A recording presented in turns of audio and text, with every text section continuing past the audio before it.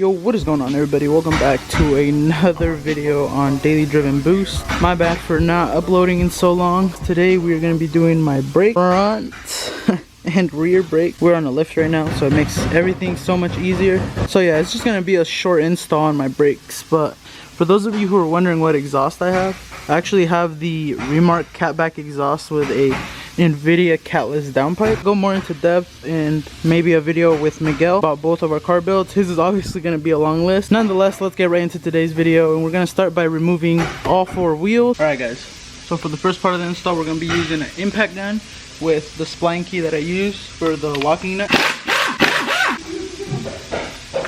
Alright guys, this is how the inside of my brakes are looking. They're pretty worn, you know, but it's always better safe than sorry. I'm taking these out, and as well as my suspension's holding up. So far so good. Now it's time to do the other three.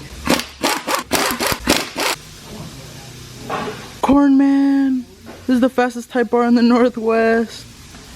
Sheesh. Yeah, I know, I'm gonna let him cool down a bit. Alright guys, so the first thing I'm gonna do is take the caliper off, so that way we have access to the actual disc here. So I'm gonna be using a 17, shit, it's not focusing, and a breaker bar, so that way we can get it off with ease. Come under the car here. This is one of the bolts I loosened up right here, and then the top one right here, so that way this can just fall out, and then we'll hang this probably somewhere right here. So now to take it out faster, I'll use a ratcheting wrench. That way it's just easier for me to take out. Make sure to keep track of all of it and your lug nuts. Alright, one thing I'm looking at now is if you want more room to put it somewhere else, you can always take this off and it'll loosen that, so you don't have to hang it on here, because right now I'm running a risk hanging it on here that it'll fall over, and that could damage my brakes even more. So I'm gonna go ahead and take this off as well, so that way, you know, I can push it more in and it'll stay there. And once that bolt is off, you can just hang this even more in.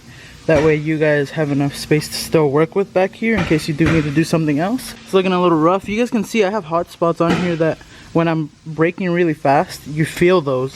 Alright guys, and if your brakes are stuck like mine are, you just want to grab something to hit it with and just bang the shit out of it, so that way they'll come loose. Alright guys, I know you guys can probably hear me, sort of. So if you guys have a problem where it's stuck on there a lot, I used a mallet or hammer, whatever you want to call this, and then like a crowbar type of thing. Not really sure what these tools are called, to be honest, but it's out now. So I'll show you guys what it looks like now. This is what my old brake pad looks like. It's all worn, nasty, ugly, just like me.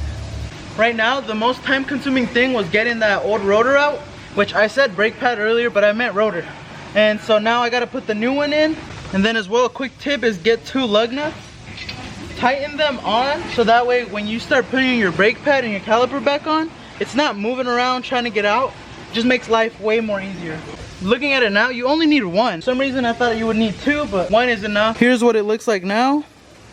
And then we're gonna do the brake pads as well. So I'll show you guys a little detailed view in that as well.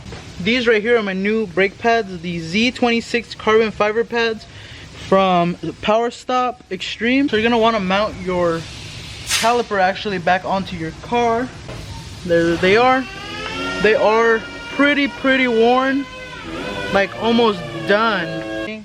I'm not doing the caliper because the caliper is still good. So alright guys, my boy G-Room got this side on, and I got the other side on finally.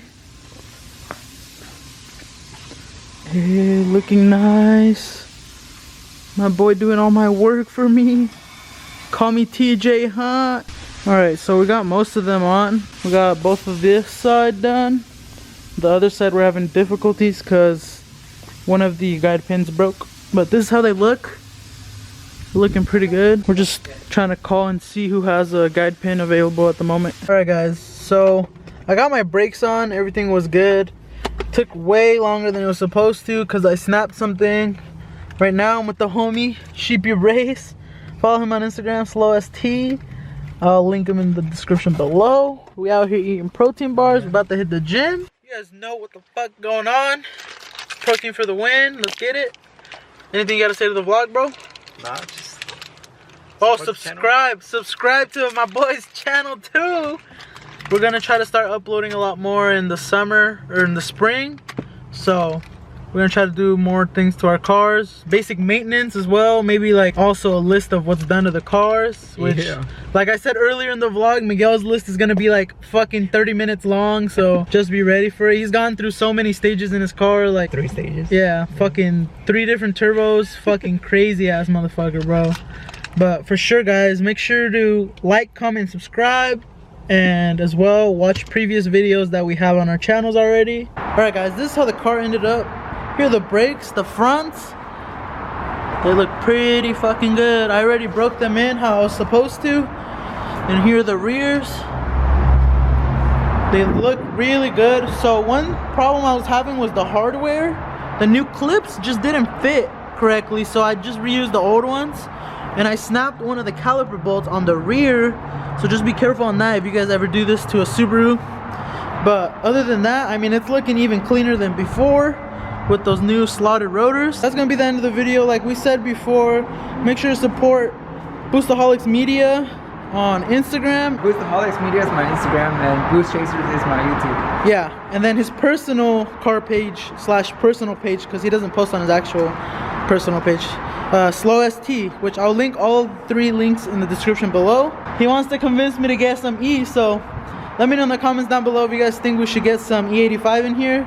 I'll go ahead and do those upgrades and we'll get it going. It's been your boy Johnny from Daily Driven Boost, and we'll see you guys in the next vlog.